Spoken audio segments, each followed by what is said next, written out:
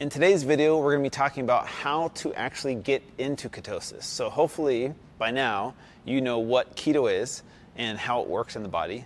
Now today we're going to be talking about specific methods that you'll need to implement to actually achieve a state of ketosis. So the first thing, first and foremost, is consistency. Just like any other diet, you are going to need to be consistent, especially when eating a high-fat, moderate protein, low-carb diet, because your body's going to need time to adapt to this new energy source, which is called ketones. It doesn't happen instantaneously like some people think it will. So you need to be consistent, you need to be strict, probably for at least the first 30 to 60 days. So get rid of sugar. Just know you're not going to eat any sugar or any bread or any carbohydrates for the first 30 to 60 days. Be consistent, because this allows your body time to adapt to this new fuel source. So when you're doing the ketogenic diet, just understand that's going to be the thing, that's going to be the name of the game, is consistency and being strict with staying keto, eating high fat, moderate protein, low carb.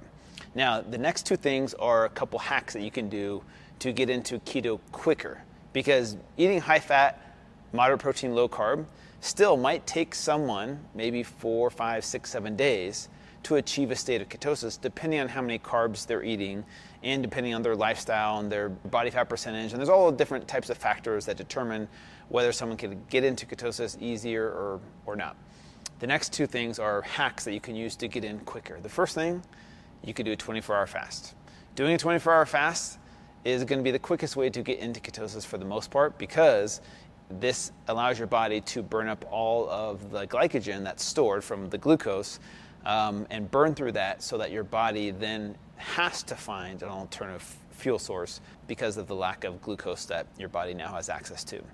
The second thing is, during that 24-hour fast or at the beginning of it, you could do a really hard, high-intensity workout to burn through the rest of the glycogen that might be stored in your muscles and or your liver, which is that's kind of the last place the glycogen is depleted from. So if you want to do a 24-hour fast and do a really hard workout, most likely you'll be able to get into ketosis even quicker.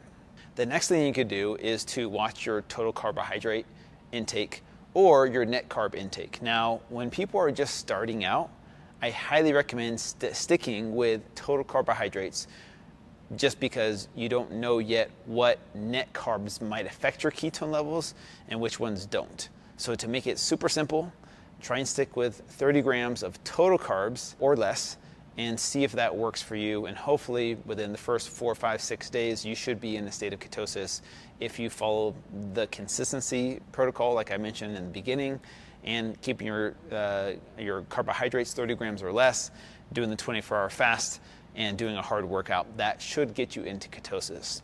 The other last thing that I'm going to mention here, this really isn't going to help get you into ketosis, but it's going to help that transition so much easier, and that's to drink a lot of water and supplement with sodium, potassium, and magnesium. And by supplementing with those, you probably won't experience the keto flu-like symptoms that some people experience due to a lack or an imbalance of electrolytes. The last thing is optional, and that is to supplement with BHBs, which are beta-hydroxybutyrate. It's a supplement. It's a powder that you can add to your water. It tastes delicious. It's got electrolytes in there like sodium, potassium, magnesium that I just mentioned. And this will raise your blood ketone levels as if you've been fasting for an extended period of time. And so it puts you in a simulated version of ketosis within minutes of drinking this powder. And is it necessary? No. But it's optional, and I've seen a lot of people get rid of their keto flu symptoms by supplementing with BHBs, which elevates their blood ketone levels, and then their body feels what it's like to have elevated blood ketone levels, which is being in a state of ketosis.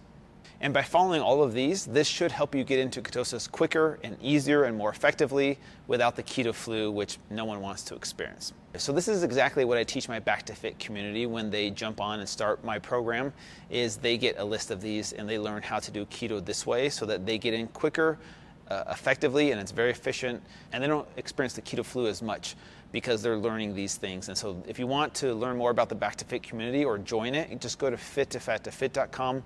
And thank you guys for tuning in for today's video, and we'll see you guys next time.